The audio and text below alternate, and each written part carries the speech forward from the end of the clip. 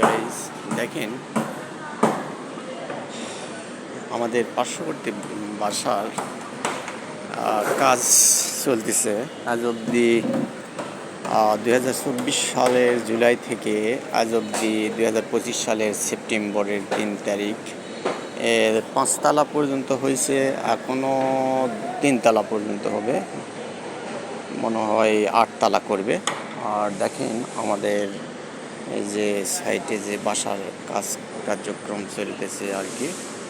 তো এরকম ভিডিও পেতে বা আমাকে একটু সাপোর্ট করবেন, লাইক করবেন, শেয়ার করবেন। আমি একটা ছোট কন্টেন্ট ক্রিয়েটার, যেহেতু আপনাদের সাপোর্টে আমি আপনাদের ভিডিও তৈরি করে দেখাবো। যে দেখেন আমাদের বাসার সাইটে যে মানে ছাদ বাগানে কলার গাছ, পিঁপের গাছ, সিমের গাছ, তারপরে সজনার গাছ লাগানো হয়েছে।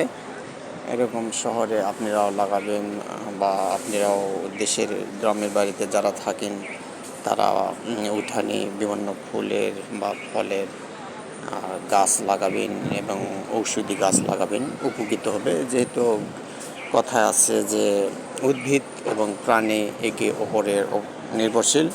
এবং এই যে আমি ছাদে দেখেন একটু মিরপুর আমাদের ঢাকাতে পুঁই শাক লাগাচ্ছি, তারপরে যে টবে মরিচ লাগাইছি, তারপরে সিমের বিচি দিছি, আর দিছি একটা হলো কদুর গাছ।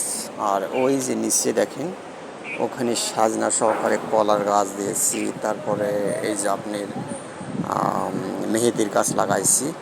আবার এই যে এই সাইডে দেখেন যে একটা পাতা আলুর গাছ এবং কাঁঠালের গাছ, ওই যে দেখা যাচ্ছে কাঁঠালের গাছও লাগানো হয়েছে। তো বিকজ আপনারা আমাকে একটু সাপোর্ট করবেন, লাইক করবেন, শেয়ার করবেন এবং আমার পাশে থাকবেন, যাতে আমি উৎসাহ হই এবং আপনাদের কিছু নতুন জিনিস দেখানোর চেষ্টা করি এবং শেখানোর চেষ্টা করি। আরও নতুন কিছু দেখাবো, যেগুলো ঢাকার আরও কিছু গুরুত্বপূর্ণ জায়গা, বিকল্প, যেটা মানে আপনাদের ভালো লাগবে এবং আরও আপনারা উৎসাহ হবেন লাইক করে আমাকে সাপোর্ট করে। তাহলে আমি আপনাদের ভালো ভালো জিনিস উপহার দেব, বিভিন্ন নিত্য নতুন জিনিস দেখানোর চেষ্টা করব। তো এই পর্যন্ত আজকের ভিডিওটা রাখলাম। তো আপনারা ভালো থাকেন। আমি মার মিলন আলী। সাপোর্ট করবেন। আমার দেশের বাসা আদমদীঘি, বগুড়া, নশরৎপুর। আর একটা বাসা হলো ঢাকা মিরপুর, মধ্যপীরের বাগ।